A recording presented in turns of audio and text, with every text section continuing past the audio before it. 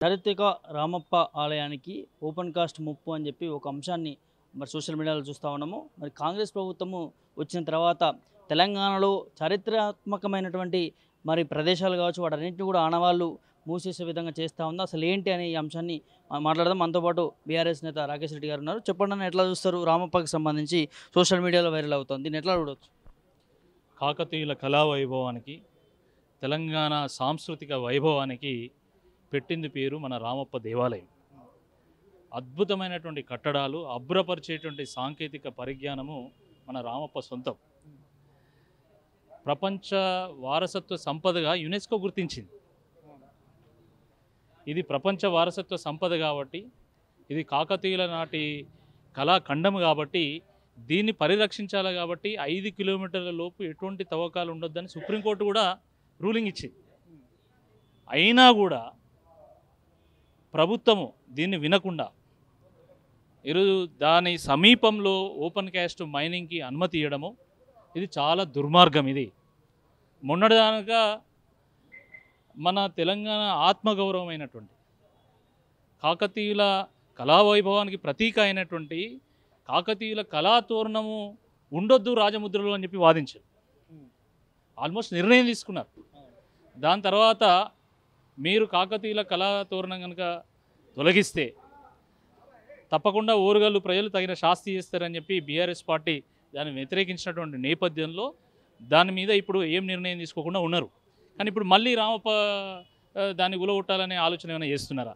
ఎందుకంటే 5 కిలోమీటర్ల లోపును లేదా దాని సమీపంలో ఎక్కడైనా కనుక ఓపెన్ క్యాస్ట్ మైనింగ్ చేసినట్టయితే అది దేవాలయ పునాదులకు అది ప్రమాదం అవుతుంది. అద్భుతమైనటువంటి శాండ్ బాక్స్ టెక్నాలజీతో కట్టింది కాబట్టి వందల సంవత్సరాలు గడిచినా కూడా ఇప్పుడు చెక్కు చెదరకుండా ఉన్నది. సప్త స్వరాలను ఆ శిలలు మోగిస్తూ ఉంటాయి. అక్కడ రామప్ప దేవాలయంలో ఉపయోగించినటువంటి బ్రిక్స్ అవి రామప్ప చెరువులో తేలాడుతూ ఉంటాయి. శాండ్ బాక్స్ టెక్నాలజీతో కట్టింది. అంత అద్భుతమైనటువంటి కట్టడము ఓపెన్ కాస్ట్ మైనింగ్లో మీరు బాంబులు వాటి వీటిని ఉపయోగిస్తే తప్పకుండా పునాదులు కదులుతాయి.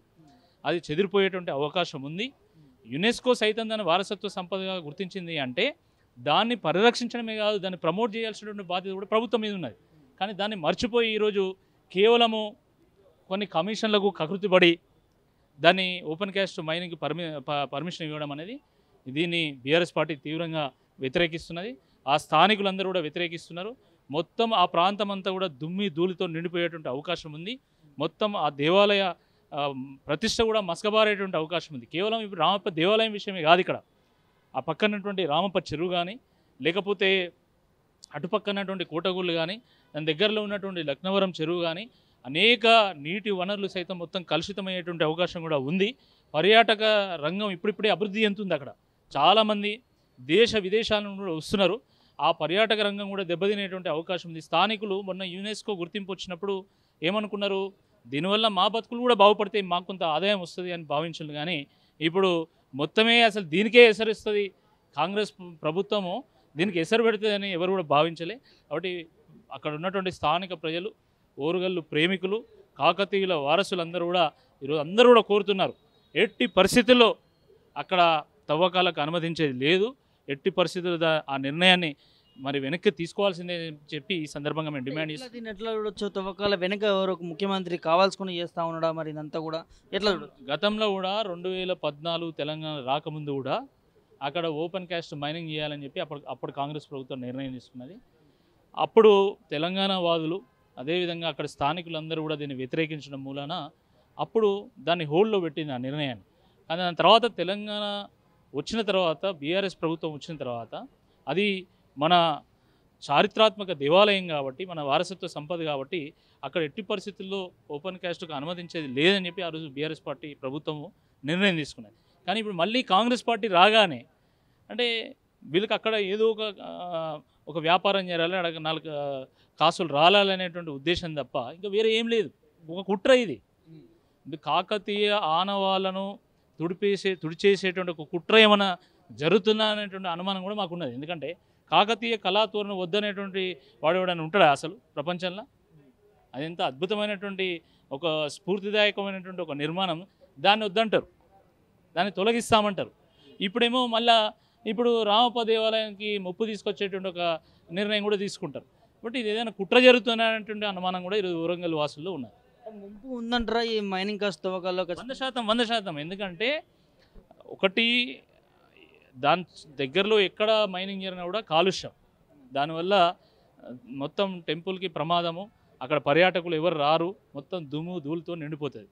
రెండోది ఏంటంటే ఆ క్యాస్టింగ్లో భాగంగా ఓపెన్ మైనింగ్లో భాగంగా మొత్తం బాంబులను అనేక పేలుడు పదార్థాలను కూడా ఉపయోగిస్తారు. కాబట్టి మొత్తం అసలు టెంపుల్ యొక్క పునాదులు కదిలేటువంటి ప్రమాదం ఉన్నది. అంటే సమాజం ఊరుకుంటుందన్న? ఎట్టి పరిస్థితుల్లో ఊరుకోదు. అదే కదా మేము చెప్తున్నది, ఎట్టి పరిస్థితుల్లో ఊరుకోదు. అక్కడ ఉన్నటువంటి స్థానికులు, గిరిజనులు, అక్కడ ఉన్నటువంటి గూడాల్లో తండాల్లో ఉన్నటువంటి ఆ భూమిపుత్రులు సైతం దీన్ని వ్యతిరేకిస్తున్నారు. ఈ విషయాన్ని వాళ్ళందరూ గమనించాలా. ఈ సందర్భంగా 11 మంది శాసనసభ్యులను గెలిపించినటువంటి వరంగల్ జిల్లా, ఆ జిల్లాలో ఉన్నటువంటి ఒక వరంగల్ వాసిగా నేను అడుగుతున్నా, మీ 11 మంది ఎమ్మెల్యేలు దీన్ని సమర్థిస్తున్నారా? ఆ రోజు కాకతీయ కళాతోరణం తీసేస్తామన్నప్పుడు కూడా నేను అడిగాను, బీఆర్ఎస్ పార్టీ ప్రశ్నించింది, మీరు వరంగల్ వాసులుగా కాకతీయ కళాతోరణం తొలగించడాన్ని మీరు సమర్థిస్తారా, వ్యతిరేకిస్తారా? మా ఒక్కగానొక్క శాసనసభ్యుడు పల్లా రాజేశ్వరరెడ్డి గారు దీన్ని వ్యతిరేకిస్తున్నారు. మీరు సమర్థిస్తారా, వ్యతిరేకిస్తారా? మీరు స్పష్టం చేయండి. మీరు నిజంగా సమర్థించేటైతే ప్రజలు చూసుకుంటారు, దాన్ని ప్రజలు చూసుకుంటారు తప్పకుండా. ఎమ్మెల్యేలకు ముఖ్యమంత్రికి ఎదురు చెప్పే అది ధైర్యం ఉంటుంది? అంత ధైర్యం లేదు. అది అసలు వీళ్ళు డైరెక్ట్ పోయి ప్రశ్నించాలి కదా, మా కాకతీయ కళాతోరణాన్ని తొలగించే శక్తి నీకు ఎక్కడ చేస్తావు, నువ్వేవాడు అని అడగాలి కదా. వందల వేల సంవత్సరాల నుంచి వస్తున్నటువంటి వారసత్వ సంపదను మీరు ఎట్లా తొలగిస్తారండి? ఈరోజు రామప్ప దేవాలయం దాన్ని పరిరక్షించాల్సినటువంటి బాధ్యత ప్రభుత్వం మీద ఉంది. ముఖ్యమంత్రి గారికి మరి ఎవడు సలహా ఇస్తాడో ఇలాంటివన్నీ కానీ మాకైతే అర్థం కాదు. అంటే ఆయన ఫైట్ చేసి వచ్చినా అని చెప్తాడు. ఫైట్ చేసి వచ్చినోడికి మొత్తము చరిత్ర మీద అవగాహన ఉండాలా, ప్రజల సెంటిమెంట్ మీద అవగాహన ఉండాలా. కానీ అవి ఏవి పట్టించుకోకుండా ఈరోజు చేస్తున్నాడు అంటే ఎవడో తలకు మార్చినోడు ఎవడో సలహా ఇస్తున్నట్టున్నాడు. మరి అది రైటా రాంగా అని తేల్చుకోవాల్సినటువంటి బాధ్యత ఈయన మీద ఉంటుంది. ఎవడు సలహా ఇస్తే వాడిని నువ్వు ఇంప్లిమెంట్ చేస్తే మరి నువ్వెందుకు ముఖ్యమంత్రి? అందుకే గుంపు మేస్త్రి అన్నవా అనే అనుమానం ఉన్నది. గుంపు మేస్త్రి పరిపాలన ఎట్లుంటుంది అంటే ఇట్లా ఉంటుంది. మన ఆనవాళ్ళని మనం చెరిపేసుకోవడం, మన నాగరికతకు మనం నిప్పు పెట్టడం, ఇది అంతే కదా. మనం ఎక్కడి వాళ్ళ, మనం కాకతీయ వారసులం కాదా? అంటే నువ్వు మన వారసత్వ సంపదానికి నువ్వు నిప్పు పెడుతున్నావు అంటే ఖచ్చితంగా ఎవడో తలకు మార్చినట్టు సలహా ఇస్తున్నాడు. నీకు తెలియలేదు కాబట్టి నువ్వేమన్నా దాన్ని వాడుకుంటున్నావేమో అంటే ఆలోచన కూడా ఈరోజు ప్రజల్లో చర్చ జరుగుతున్నది.